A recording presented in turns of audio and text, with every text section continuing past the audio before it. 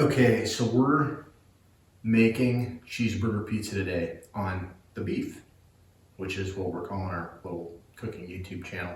I'm cousin Steve-O, Nebraska Star Beef, and yeah, so anyway, the dough. Check out Weeds and Sardines on YouTube. We'll put a link in the description. The dough goes way deeper than what we're doing on this video. This dough is an amazing delivery device for our ground beef. That's what we're using it for. Brian, the guy over on Weeds and Sardine, he is the man when it comes to breads and dough. Check his stuff out. We really like his channel. We are using one of his dough recipes here from his New York City style pizza. Anyway, he gets way into how to make the dough. It's well worth the time. It's well worth the juice is worth the squeeze, so to speak. Gotcha. I am not a chef. I'm a Steve-O. Guys like Brian, who did the dough recipe, they're chefs. They know what they're doing. I'm just a dude that likes cooking and that sells beef and stuff. So anyway, we're gonna dive in. Try not to bore you. Here we go. And we're cooking some toppings, which is gonna be ground beef crumbles. And for this recipe, either one of our ground beef products will work fantastic. We got our Prestige over here, which is conventional ground beef, or we've got all natural ground beef. So either one of those will work fine. We're gonna season it with a little bit of our Nebraska Star Beef signature seasoning.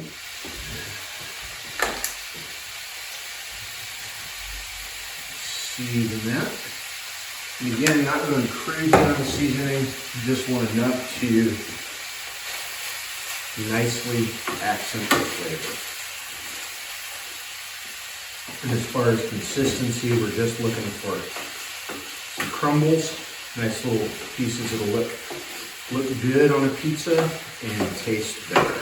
And this, most of that's water, some of that's fat. And I am cooking this all the way through. Not overcooking it, not really going for a heavy brown or heavy caramelization, but definitely coming out of this pan fully cooked. We'll be going on the pizza fully cooked. We could probably get away with a little less if we wanted to, because they're going to get hit pretty hard in the oven on the pizza, but this is how we're doing it.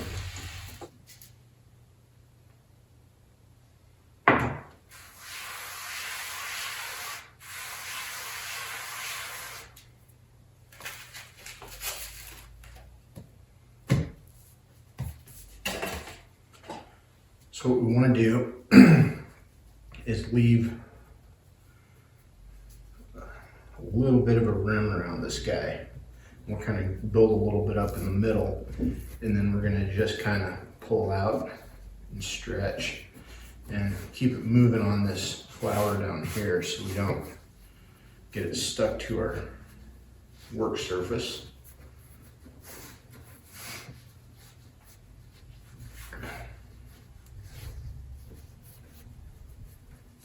And I made this recipe last weekend at home just to kind of try it out. And the dough, wow. If today's comes out anything like it did last week, I mean, you're talking like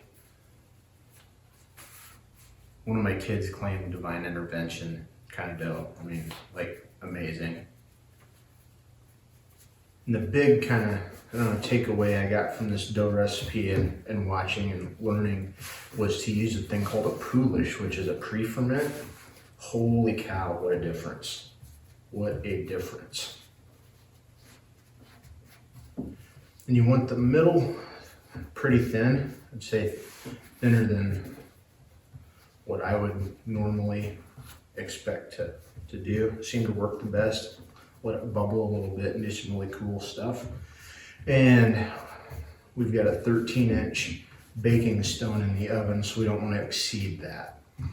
Now, there are tools called pizza peel. That's what you see the guys, in the Italian villas making Neapolitan style pizza and stuff, the wood thing that they slide it into the oven with.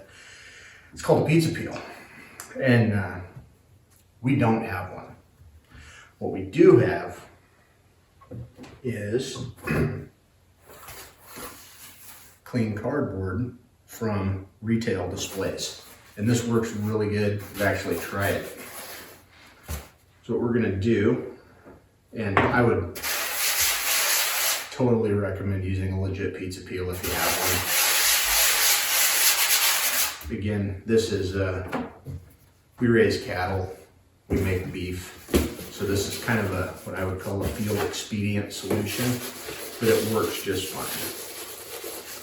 So we got our pizza dough on our impromptu peel, so we can slide that easily. And now, this cattle. Now we are to the fun part. Hit that with a little bit more. Just make sure we're good and lubricated coming off the peel. Okay, topping time.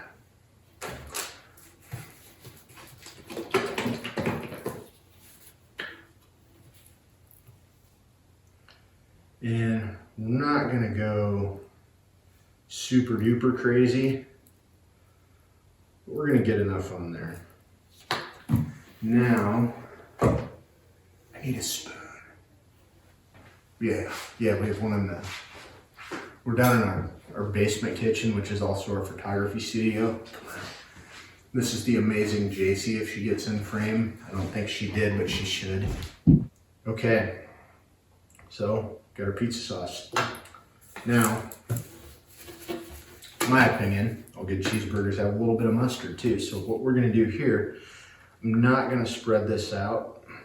We're just gonna kind of put down a little ribbon. So now that we have our sauce down, what I'm gonna do is put a little bit of mozzarella, and I'm using, not a lot of it, I'm using whole milk mozzarella. So this is the fat stuff.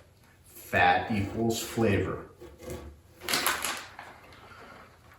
But again, we're not gonna go bonkers with this. This is just to kind of help give us a base for our other toppings. Okay, so there's a base. Now we're going to liberally, generously, lovingly apply some ground beef crumbles to this amazing pizza dough. We're gonna really try hard to not do what I just did there and get it on the improvised peel. We want to get plenty of burger. We want this to, I want people to know this is a cheeseburger pizza. Okay, I think that's sufficient.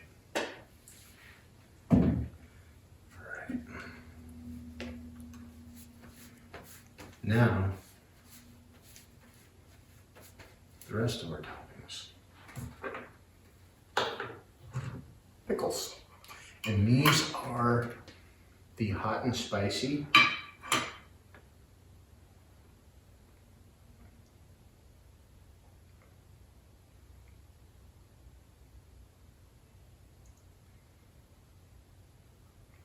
I'm trying to find smaller ones.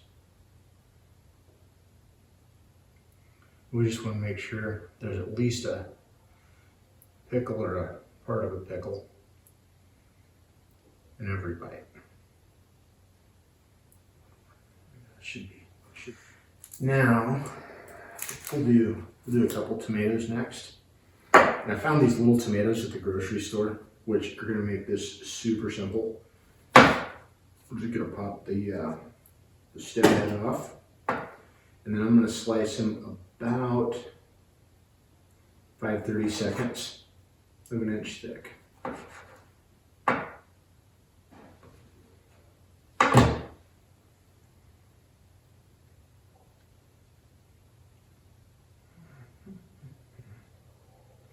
It's pretty. Okay, and obviously an onion. I mean, I wouldn't have a cheeseburger without an onion, so, you know, I think a cheeseburger pizza without some onion I have a trash can over here. I'm not just throwing this on the floor for everybody. Kind of what a savage. Look at that dude. We're gonna do, again, I'm gonna stick to that roughly 5-30 seconds, which is a little more than 1/8 and a little less than 1/4 on the slice thickness. That's probably enough, I think. Yeah, that's enough. Was it too much? It's good. Did I overdo it? No. That look was pretty atrocious. No, that's good. Okay, now for the, if the ground beef is Tim Taylor, the cheese is Al Borland.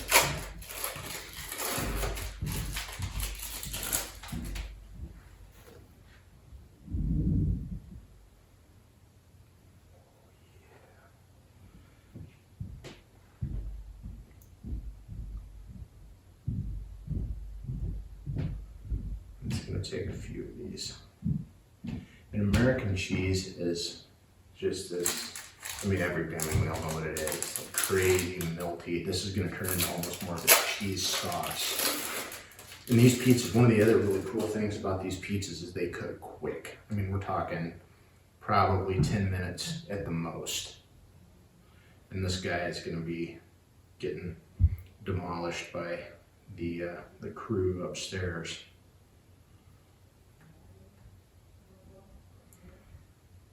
Now, Jay, what do you think? One more slice? One more cheese on there? Yes. Okay.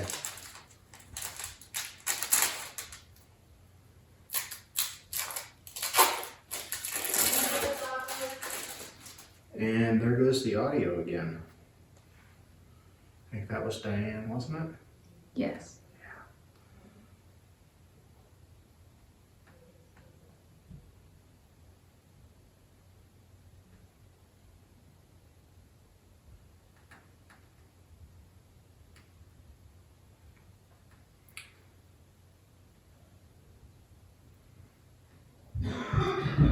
I think any more were too heavy.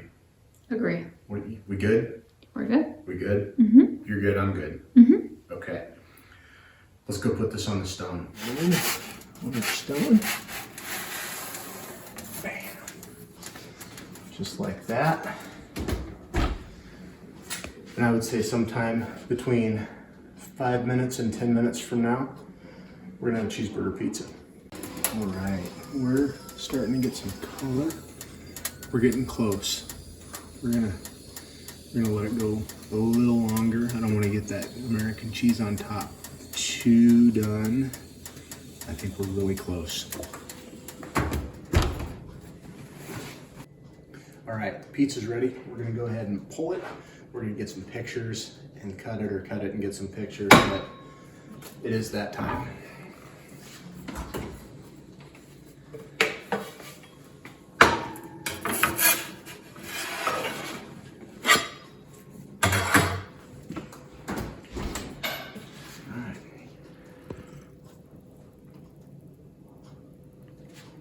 Okay, so this is the cheeseburger pizza. We're gonna go ahead and cut it, take it up to the gang, see what they all think. We'll probably try it first down here, but anyway, just wanted to share this quick little recipe idea with you guys. Great way to use ground beef. Great reason to buy some extra ground beef if you're low.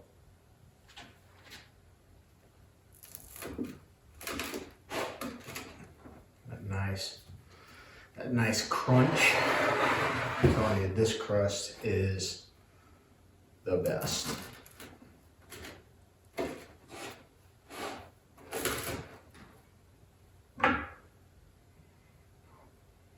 Pick one out here. Talk me in, Jay. All right, just wanted to give you guys a little close-up of the goods here. Get a nice look at that. It's time to burn my mouth. Hope you guys all have a great week. It's Cousin Steve-O, Nebraska Star Beef with the beef. Peace out.